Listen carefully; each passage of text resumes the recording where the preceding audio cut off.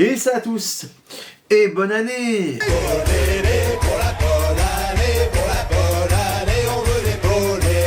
Je vous souhaite à tous une très bonne et excellente année 2023, en espérant que 2023 soit meilleur que 2022, plein de réussites, de l'amour, de l'argent si possible, mais surtout, la santé. J'espère également que vous allez réaliser vos projets, si vous en avez, et en tout cas, je vous souhaite que le meilleur pour 2023. Comme chaque année en début d'année, nous faisons un petit bilan. Donc mercredi, vous aurez le flop 10, donc les pires films que j'ai vus selon moi.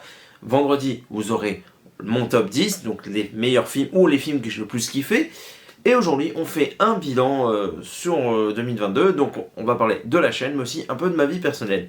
Et on est parti, let's go. Alors 2022 a été une année assez complexe, un peu comme 2021, mais un peu différemment.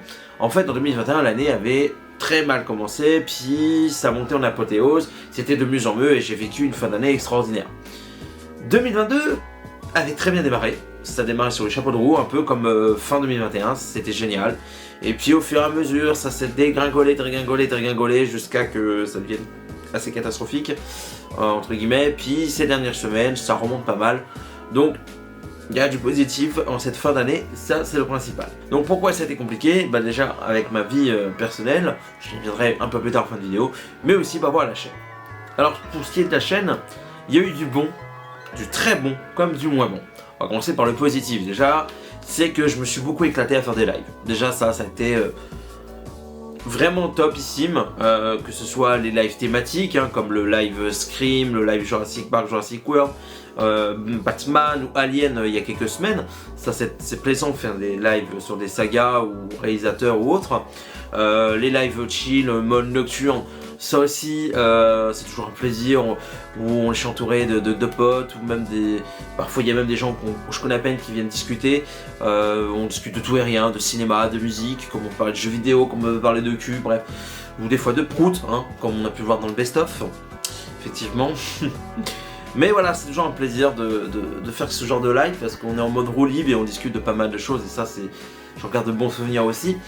Aussi, on a eu également la soirée jeu organisée par Nightmare et moi-même, et je remercie une fois plus Nightmare qui a porté beaucoup sur cette soirée, parce qu'elle a écrit toutes les questions et elle a fait les jingles et tout. Elle a fait beaucoup de choses. Moi j'étais plus à la technique, orga et puis pas grand chose de plus, j'étais surtout à la technique et animation, mais voilà, j'avais pris un très grand plaisir et ça m'a permis de connaître des nouvelles personnes aussi. Donc bref, c'était très plaisant à faire. Mais surtout, ce que je retiens le plus, le live, un des lives que j'ai le plus kiffé faire, c'est le live de mes 30 ans. On a fait 15 heures de live, de 16h à 7h du mat, je crois, un truc comme ça. Bref, c'était très cool parce que il y avait beaucoup d'invités différents. On a fait plein de choses différentes, que ce soit des tier lists, des débats, des jeux. On a parlé de support physique, on a parlé de cul, on a parlé de musique. On a fait plein de choses, et avec plein d'invités différents, et ça c'était très cool. Donc j'en garde un très bon souvenir, et je pense que c'est un des lives que j'ai le plus kiffé faire, parce que on a pré-fêté mon anniversaire, quelques jours de ma date d'anniversaire, et il y avait plein de monde, et c'était très cool. Et voilà, et puis faire des lives comme ça, événementiels, de longue durée, c'est des choses que j'aime bien faire de temps en temps. Donc un jour on fera un live de 24 heures, ça arrivera dans quelques abonnés, mais j'ai très hâte de le faire, mais bon, ça va demander un minimum d'orgas. Mais bref, ça arrivera quand ça arrivera. Mais bref, le live qu'on a fait pour mes 30 ans, live de 15 heures, j'en garde vraiment un très bon souvenir et c'était vraiment très cool. En dehors des lives, on a fait quelques petites vidéos. Bon, il y a des critiques, je suis plutôt content, mais les critiques, je suis pas spécialement content, mais bon, on y reviendra un peu plus tard, mais ça va stopper. Mais il y a des critiques, j'ai pris plaisir à faire. On prend la critique de Arthur Malédiction, malgré que j'ai défoncé le film. Je me suis marré à la faire. Moi, j'ai rigolé. Moi, je me suis bien marré à la faire. Celle d'Elvis, je suis très content d'en avoir parlé. Puis il y a d'autres vidéos, je suis plus ou moins content. Il y en a d'autres, je suis moins content. Mais on peut pas toujours être satisfait. Ça dépend de ton niveau d'exigence. Après, c'est pas des critiques de ouf que j'ai faites, mais voilà, j'ai essayé de proposer quelques petites choses, mais on va revenir un peu plus tard. Il va y avoir du changement à propos des critiques. On en reviendra un peu plus tard. Ce qui a été top aussi en 2022, c'est faire des nouvelles connaissances, que ce soit via YouTube ou des gens à qui on a en commun ou d'autres. Je pense à Scheisel, je pense à l'écran fou, je pense à Cinerexo, Mathéo, WeGreen, qui j'aime beaucoup échangé, surtout en live, donc j'espère qu'on va se rencontrer cette année. Qui d'autre? Cartoon à la cave, ou plutôt Cartoon le clown aussi, que j'apprécie beaucoup, Draghi. Il y en a tellement, il y en a tellement que je pourrais citer. Je pense au général. Il y a trop de gens, des gens avec qui j'aime bien échanger régulièrement, quand on peut, bien entendu. C'est toujours un plaisir. Je pense également à des gens avec qui j'échange régulièrement depuis plusieurs mois, voire un peu plus d'un an. Je pense au poteau Movie Hunter que j'apprécie vraiment beaucoup, Captain Critique. Je pense aussi à Ciné Show, Toutoun, Chaos. Il y a trop de monde, j'en oublie, je suis désolé. Et ce qui a été bien aussi en 2002, c'est d'avoir revu certains potes ou des gens que j'ai pu rencontrer en 2021. Je pense au Guide Barbu, on a passé une petite après-midi ensemble, c'était très cool. Je pense à Jonathan Asia, on s'est vu il y a quelques semaines. Je pense à la soirée que j'ai fait chez Boomster avec notre camarade Morphine Time. D'ailleurs, Morphine Time, on s'est recroisé en festival quelques mois après. Donc, je pense à eux. Je pense aussi aux camarades L'Endimanche chez du ciné et Jules Melon, qui j'échange régulièrement et on arrive à se voir assez souvent. Je pense aussi le petit week-end qu'on a fait avec Je suis ciné. On était à Disney et puis même on avait fait les Césars le vendredi. Bref, ça c'était très cool aussi. Et je repense aussi, le week-end j'ai pu passer chez le Cuisto, ça m'a permis de revoir le Cuisto, mais aussi de rencontrer Guillaume, parce que voilà, ça faisait quelques mois qu'on échangeait via des lives ou en off et tout, c'est plaisant de rencontrer le meilleur schizophrène de YouTube. Ta gueule, commence pas, hein. Et lors de ce week-end, j'ai également rencontré Cory et Cinéphage, qui travaillent chez Radio Grand Lac le week-end, pendant 2 heures le samedi soir pour 100% Actu. Voilà. Et donc j'ai pu également assister à cette émission et même y participer. Donc on était avec le Cuisto, Megamax, Guillaume et puis bien sûr Cory et son équipe. C'était très plaisant, je me suis beaucoup amusé. C'était vraiment cool, j'ai passé un très bon moment. C'est un peu différent des lives, que ce soit YouTube ou internet. Mais c'était cool, j'ai passé un très bon moment, puis avec Cory qui est vraiment adorable, Cinéphage qui me fait beaucoup rire.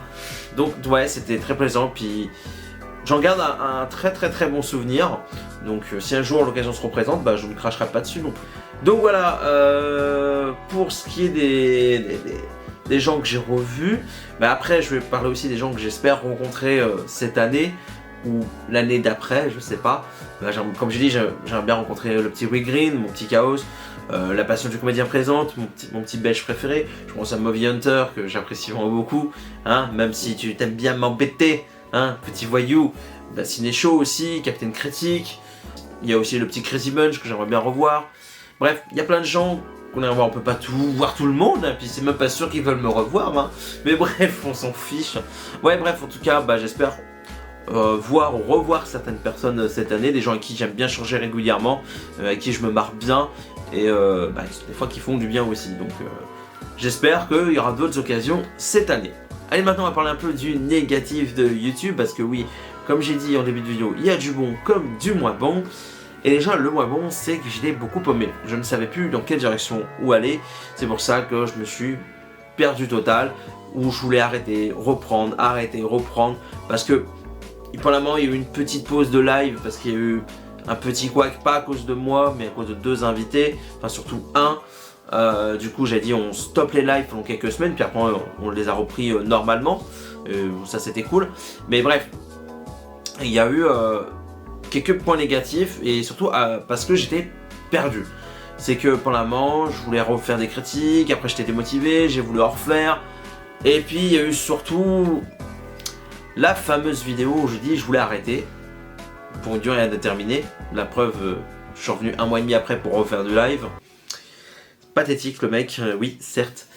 Et en plus de ça, cette vidéo elle a fait l'effet d'un petit coup de bombe, je dirais, parce que personne s'attendait à ça. Même si certaines personnes avec qui je discutais régulièrement, ça faisait plusieurs semaines, je leur disais je crois que je vais arrêter YouTube, j'en peux plus. Mais même eux, ils ne s'attendaient pas que je sorte une vidéo comme ça d'un coup en fait. Personne s'y attendait. J'ai eu beaucoup de réactions. Des réactions très positives. Et je remercie toutes les personnes qui m'ont soutenu, que ce soit dans les commentaires ou que ce soit dans mon entourage, hein, que ce soit les potes et tout. Donc j'ai eu beaucoup de soutien et ça m'a fait beaucoup de bien. Mais voilà. Après, Est-ce que je regrette d'avoir fait cette vidéo?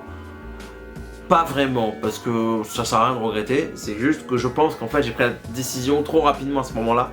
Parce que pour que je revienne un mois et demi après, c'est que pour moi la décision elle était prise trop rapidement. Même si ça marinait depuis des semaines. Mais vu qu'à ce moment-là j'étais un peu perdu, on va dire, sur pas mal de points, c'est que je me suis dit stop. Et c'est qu'en fait c'est qu'après que les choses ont empiré. Mais on en reviendra un peu plus tard. Donc maintenant voilà, il y a eu cette vidéo. Je sais que ça a surpris plus d'un. J'ai même eu des réactions de personnes qui me suivent quasiment pas. Ça m'a fait plaisir dans un sens. Mais voilà, cette vidéo, elle est là. Elle a fait beaucoup de vues. Ça me fait un peu chier de dire une vidéo où je dis stop marche mieux qu'une vidéo où j'ai pris plaisir à faire. Mais bon, c'est la loi de YouTube, j'ai envie de dire, mais c'est pas grave. Voilà ce qui est pour le négatif de YouTube pour ma part. Pas grand chose d'alarmant, mais voilà, j'avais besoin de m'exprimer quand même un petit peu dessus. Maintenant, on va parler des projets 2022 qui est un peu en rapport avec le négatif. Alors déjà, première chose, vous ne verrez plus de critiques à chaud. Parce que c'est un exercice qui me plaît plus, ça me satisfait plus.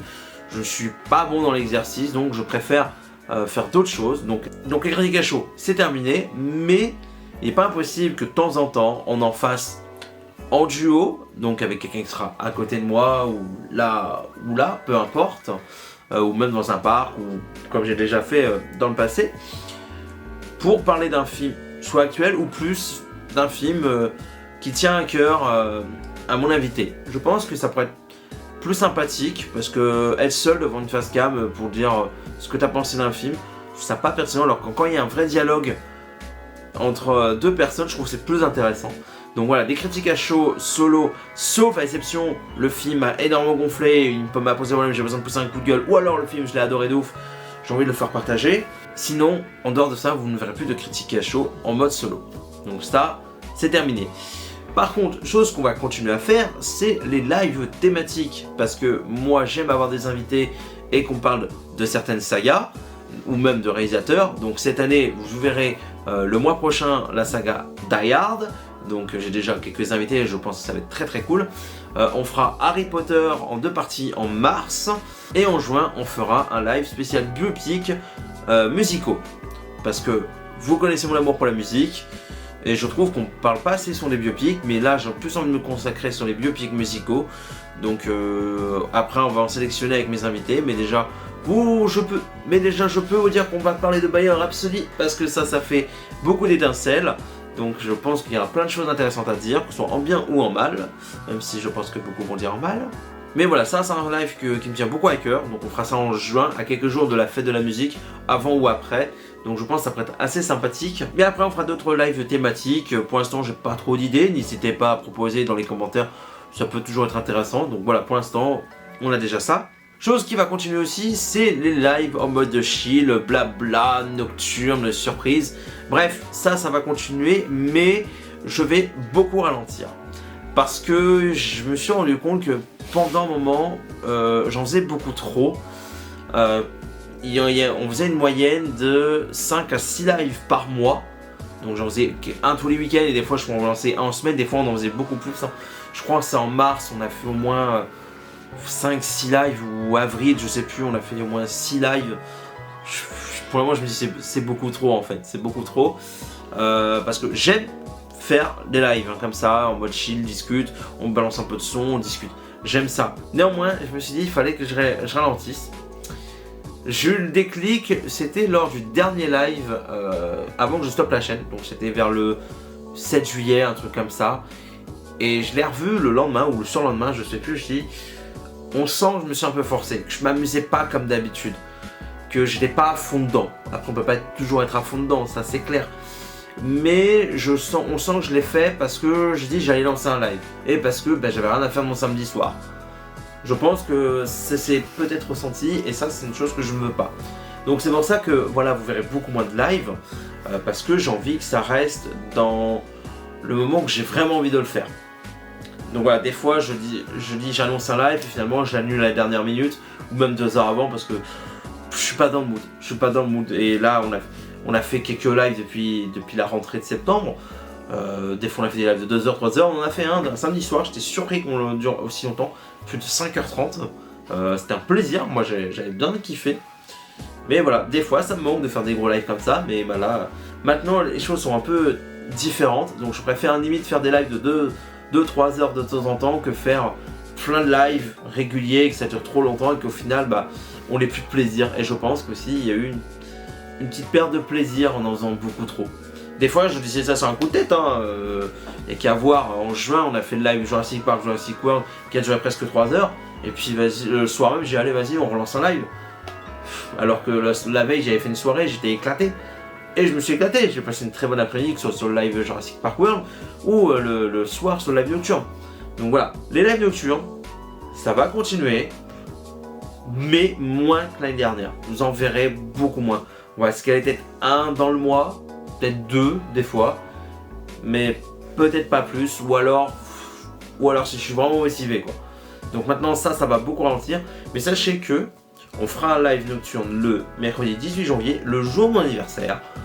Ça durera peut-être 2 heures, peut-être 1h30, 3 heures, je sais pas, on verra, en fonction des invités. Donc le 18 janvier, rendez-vous pour un live nocturne spécial anniversaire. Ce sera un live nocturne habituel, mais bon, on va dire que ce sera un cadeau d'anniversaire. Voilà, ça va continuer. Il y a d'autres choses que j'ai envie de faire sur la chaîne. J'ai quelques idées de live, mais il faut que ça se concrétise, il faut la bonne idée. J'ai une idée de faire une fois par mois des sortes de débats. Faut que je réfléchisse au concept. Sinon, j'ai des idées de vidéos, mais ça va être différent. Ce sera des vidéos travaillées. Qui dit travailler, c'est avec de l'écriture, moins de face cam, de la voix off, du montage et surtout, comme j'ai dit, de l'écriture. Un exercice où je ne suis pas habitué parce que je crois que j'ai quasiment jamais écrit une de mes vidéos, ou même en live. Je fais un peu de préparation, mais c'est pas pareil. Du montage, j'en fais quasiment pas, à part faire des coupes par-ci par-là, rajouter 2-3 images.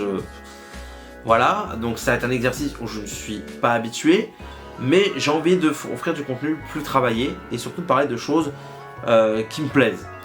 Donc, j'ai des idées, comme par exemple parler de Pixar, parce que je trouve que le studio il est un peu en déclin depuis pas mal d'années, même si j'ai encore un peu d'amour pour eux, mais ça, voilà, c'est notre affaire.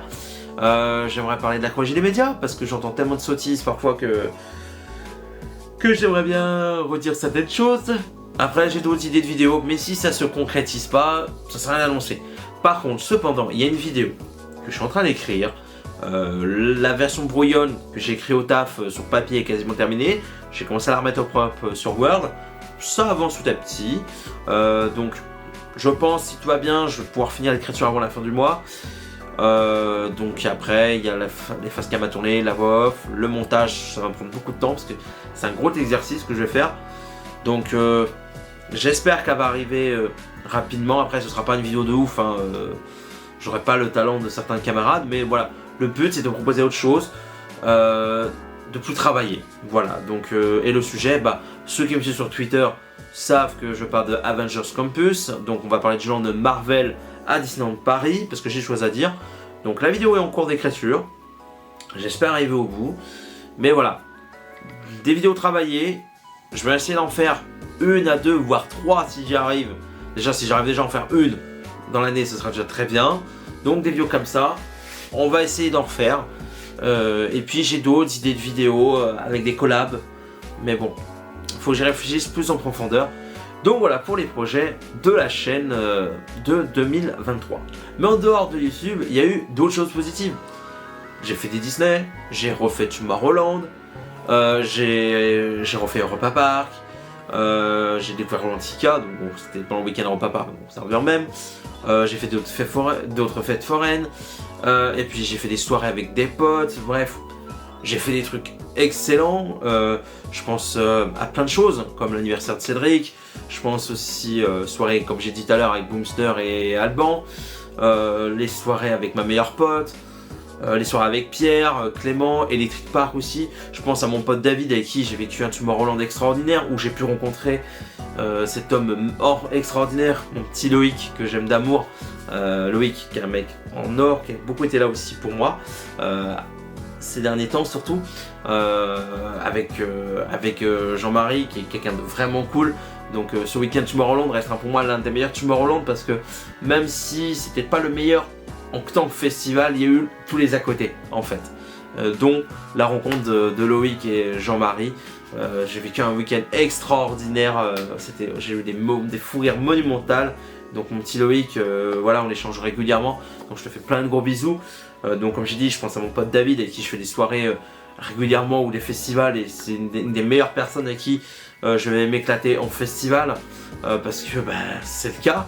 Je pense aussi à mes potes comme Cynthia, Pierre, Timothée et toute la clique, Tony aussi, Antoine, bref, pas mal de gens. Mais je pense surtout à ma meilleure amie Amandine, qui est beaucoup là pour moi, avec qui je me fais toujours l'éclate. On se voit aller 1 à 2 fois par semaine et c'est toujours l'éclate. Je sais que je peux toujours compter sur elle. Donc je pense à d'autres personnes aussi, mais que j'ai déjà cité, mais je recite.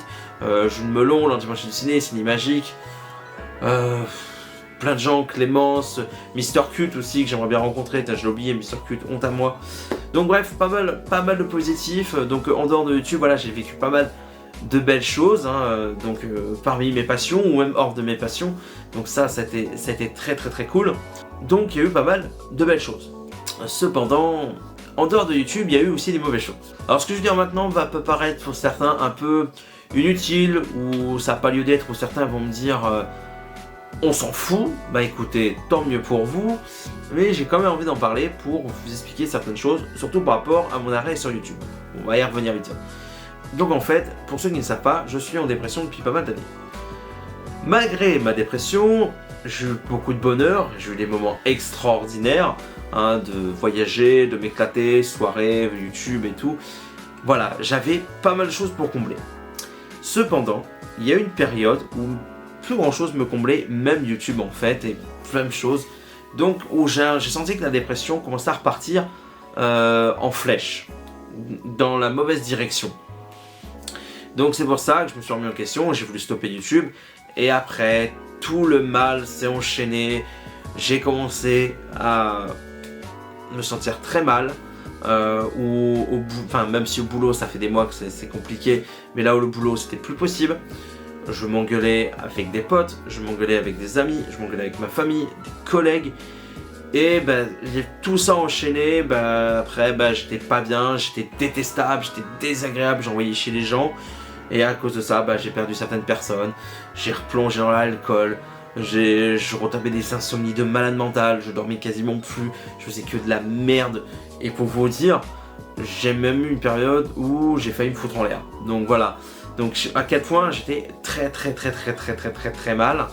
Heureusement que j'ai certaines personnes qui m'ont tenu, et heureusement grâce à elles, ces personnes là, je suis encore là, heureusement. Donc sinon je serais probablement plus là aujourd'hui. Certains me diront que je suis lâche, mais écoutez, chacun pense ce qu'il veut. Donc voilà, et certains me diront, mais Nico, comment ça va aujourd'hui? Écoutez, beaucoup mieux. J'ai vachement remonté la pente en 4 mois. Parce que voilà, cette période c'était entre juillet, fin août, début septembre, donc 4 mois j'ai pas mal remonté la pente. Donc maintenant je ne bois quasiment plus. Enfin, en soirée, si, mais hors soirée, ça m'arrive de temps en temps, mais beaucoup moins. Donc ça c'est positif. J'ai retrouvé la pêche, donc c'est pour ça que j'essaie d'être plus en actif sur YouTube. Le boulot, bon, ça c'est compliqué, mais on essaie de se remotiver. Niveau engueulade, ça se passe bien avec mes potes, mes amis, ma famille. Les collègues aussi. Donc, il y a eu pas mal de remontées ces derniers temps. Et j'ai aussi retrouvé une sorte d'insensibilité qui me permet de rester fort aujourd'hui, de plus ressentir le mal. Donc, ça reste dans la dépression, mais je me dis, je préfère limite d'être insensible, mais au moins je vais plus déprimer, je vais plus être mal pour de la merde. Donc ça, c'est positif. Et d'un côté, l'avantage, c'est que je vais plus me rendre mal pour certaines personnes qui en veulent peut-être pas la peine au final.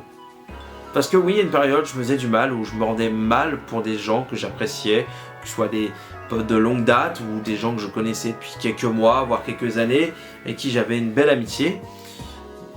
Mais voilà, maintenant, avec le temps, je deviens moins en moins sensible, donc ça me permet d'être bien. Comme ça c'est très positif. Mais il y a aussi une autre chose qui me fait encore un petit peu mal aujourd'hui, beaucoup moins mal qu'à une période, et heureusement, j'espère que ça va aller mieux avec le temps. C'est la perte d'une personne avec qui j'avais beaucoup d'affection, quelqu'un qui comptait beaucoup pour moi.